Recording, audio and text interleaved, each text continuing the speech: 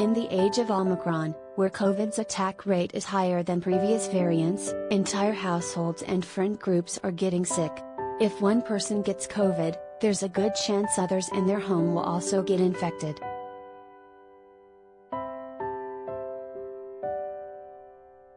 What's odd, though, is occasionally only 1 or 2 people in that friend group or family unit will test positive on a rapid test. The rest, though symptomatic, test negative. Are rapid tests missing more infections now than they did with previous variants?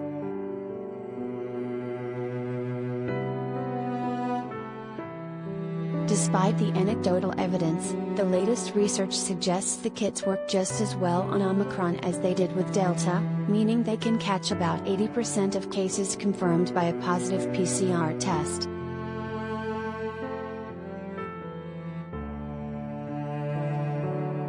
In general, the rapid tests seem to be performing on par with Omicron as well as the other variants. Wilbur Lamb, a professor of pediatrics and biomedical engineering at Emory University and a researcher who has been evaluating COVID diagnostic tests for the federal government, told HuffPost.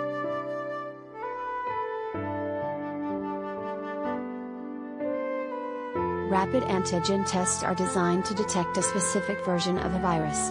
As variants have emerged, scientists have wondered if the new mutations could impact rapid tests' ability to detect the changing virus, but this hasn't been the case.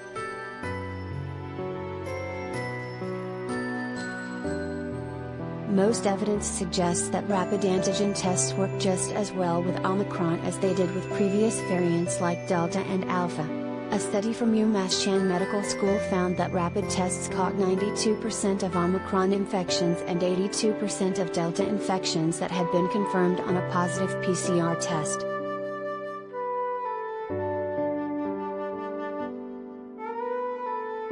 There's not as much research on how the tests hold up with Omicron's subvariants, like the now dominant variant BA.2, but Nathaniel Hoffer, an assistant professor of molecular medicine at UMass Chan Medical School who worked on the UMass study, isn't too concerned.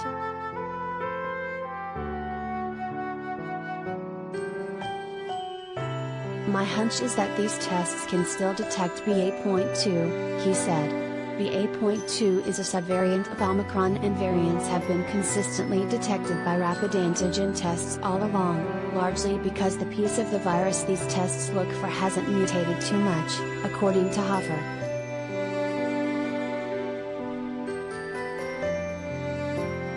Here's why the tests may be missing some cases.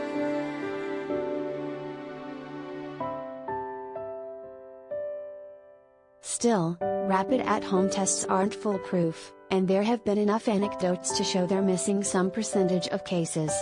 Scientists have a few theories as to why this might be.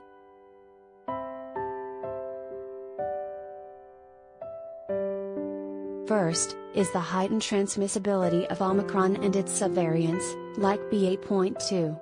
These variants are spreading so quickly that many people are likely testing themselves too soon, before the virus has had a chance to really multiply in the body.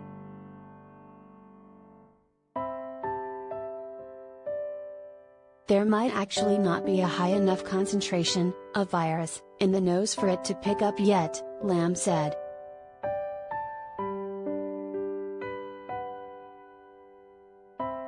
Another theory, Omicron is more present in the throat than the nose. During the height of the Omicron wave, tons of people shared their experiences on Twitter about how they tested positive via throat swab after their nose swabs yielded negative results.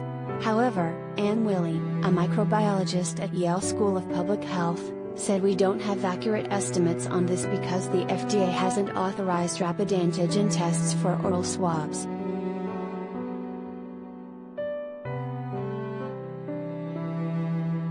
It is where Omicron is first detectable, which is why people continue to test negative for days with nasal swabs, yet are exhibiting symptoms, Willey said.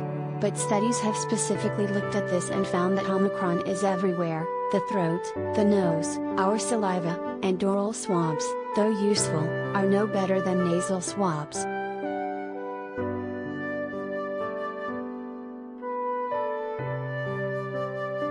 Some scientists suspect that vaccination may decrease the viral load in certain people's nasal cavities. Essentially, their immune systems may already be fighting the virus and preventing it from replicating itself. Rapid tests need a high viral load to produce a positive test, so if there isn't enough virus present, the test kit won't detect it. Lam and his research team are actively studying how vaccination status and the timing of vaccination and boosters impact viral load and sensitivity of the tests, but don't have results yet.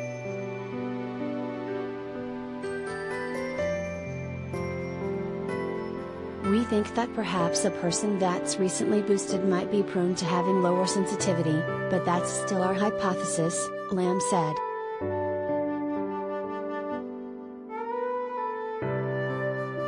Everyone's immune systems are a little bit different.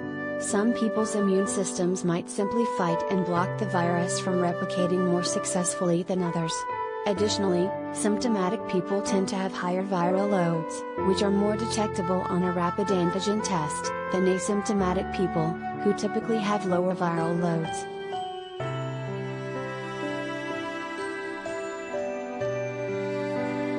People who have higher viral loads in their nose and in their head cavities are definitely going to be more likely to be positive on an antigen test, Hoffer said.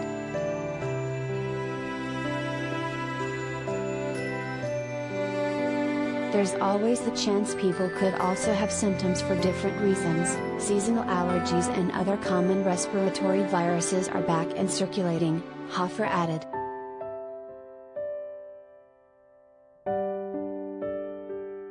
Lastly, there's likely some human error involved. Some may not swab deep enough or enough times, which would impact how much virus a swab collects.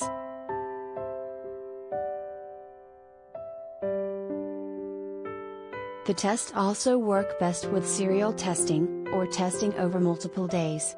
This gives the viral load the opportunity to build up and reach levels that are detectable on a rapid test, Lim said. On average, PCR tests, which are much more sensitive, show positive results about 2 days before rapid tests.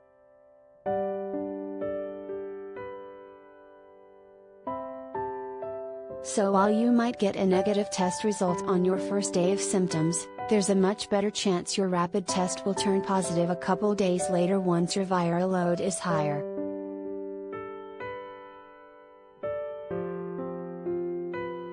Experts are still learning about COVID-19. The information in this story is what was known or available as of publication, but guidance can change as scientists discover more about the virus. Please check the Centers for Disease Control and Prevention for the most updated recommendations.